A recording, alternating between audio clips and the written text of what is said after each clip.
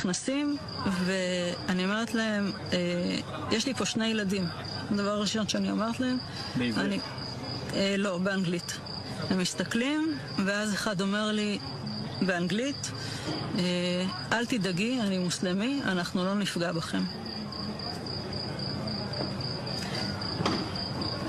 זה תפס אותי מצד אחד בהפתעה, מצד שני זה הוריד לי הרבה לחץ, וישבתי עם הילדים שלי, והמחבלים הביאו כיסא מהפינת אוכל, היה מחבל חמוש כל הזמן איתנו בממ"ד, והשאר מסתובבים בבית. אחד מהם רואה על השיש בננות, אומר לי, אפשר לאכול אחת?